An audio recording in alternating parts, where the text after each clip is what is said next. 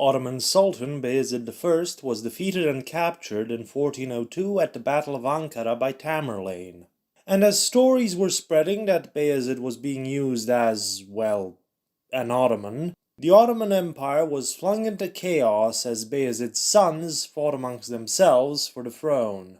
This gave Sigismund time to sort things out at home, as we have seen, but Sigismund would also take the opportunity to create a wall of buffer states in the Balkans between him and the Ottomans.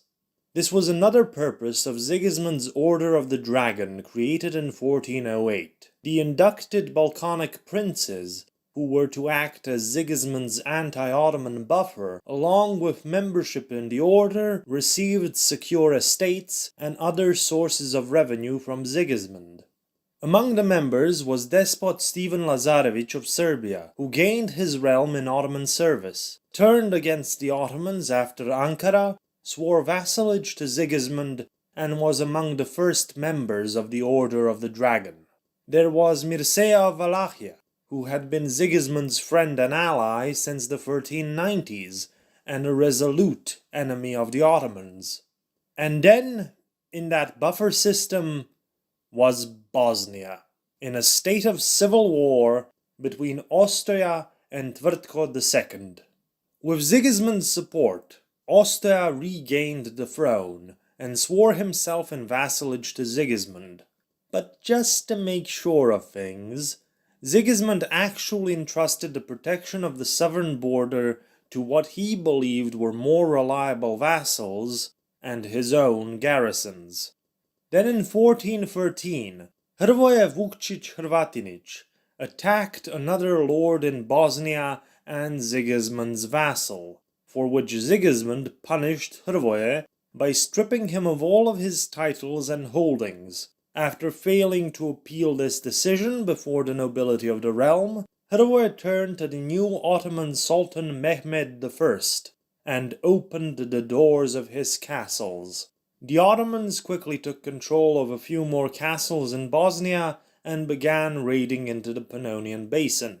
Sigismund marched into Bosnia in 1415 and was defeated. Sigismund raised a tax in 1416 to pay for all the ransoms the Ottomans demanded for that army. Hrvoje Vukčić Hrvatinić died in 1416.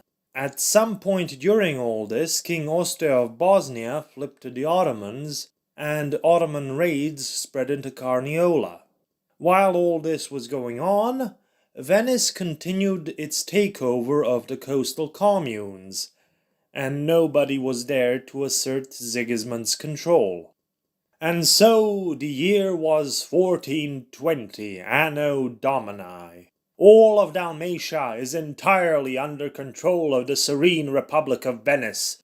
Well, not entirely. One small commune of cunning Ragusans still holds out against the Venetian merchants. Well, so do the coastal possessions of the Nelipić family, the Frankopan dynasty, and quite a few others. At this time, the Frankopan dynasty managed to loan their way into the financially challenged Sigismund's good graces, and were granted a lot of land, among which were quite a few of the old possessions of the Šubić-Bribirski family. And the Frankopan dynasty was now becoming more and more at odds with the great landholder in Slavonia, Sigismund's father-in-law, Herman of Celje. The stories of that conflict include money, land, love, marriage, and alleged murder. But we don't have time for that. Mircea of Wallachia died in 1418, and after that began a series of proxy wars between Sigismund and the Ottoman sultans. Sigismund began by supporting Mircea's son Michael I. Michael then died fighting the Ottomans in 1420. After Michael, Wallachia was fought over between Dan II on Sigismund's side, and on the Ottoman side, Mircea's other son, Radu II. The two kept overthrowing each other several times over, which allowed the Ottoman raids to get to Transylvania. This all continued until 1427, when Dan II wins out against Radu.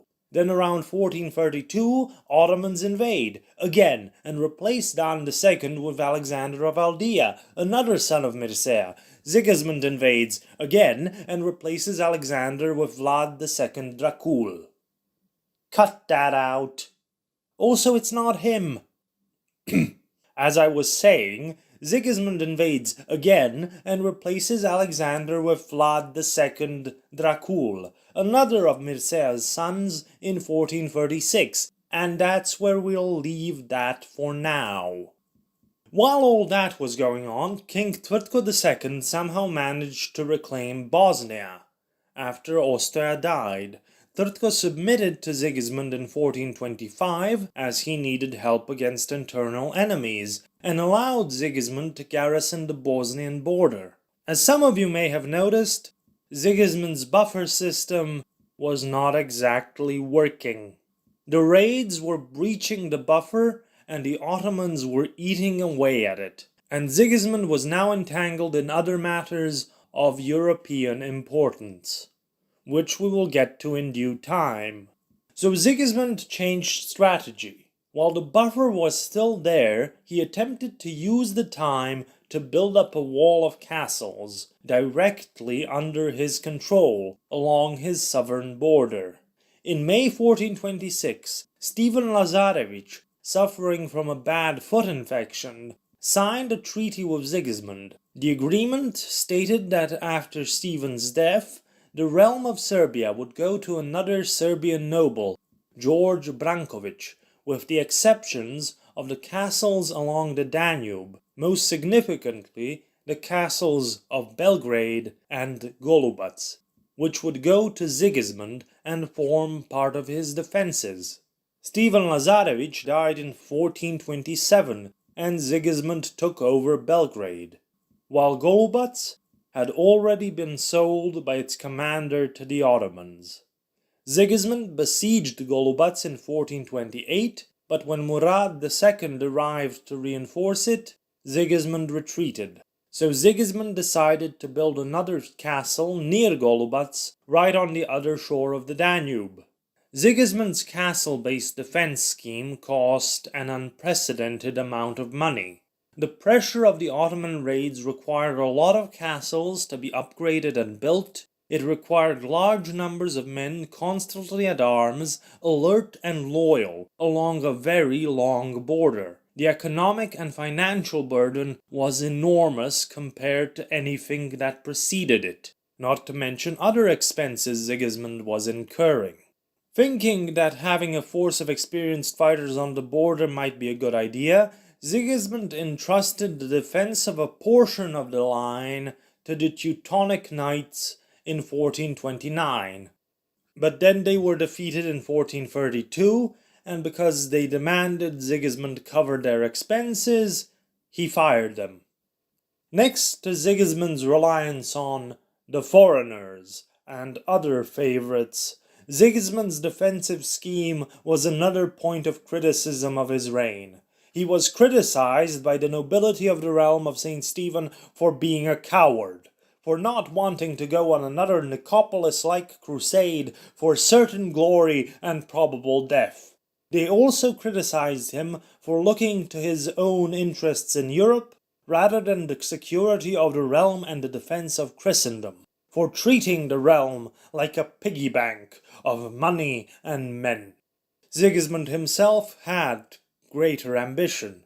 He also seems to have preferred diplomacy over uncertain martial ventures.